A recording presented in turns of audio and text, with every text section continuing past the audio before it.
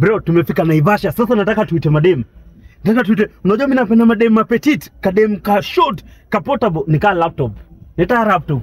Mani, unaona tudem kakua tu ka chocolate. Ongea na simu kwanza, ongea na simu kwanza. Ongea na simu. Hello.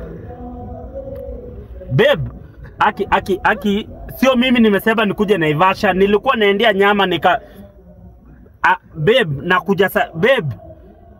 Unajua wanaume wa behave hivyo.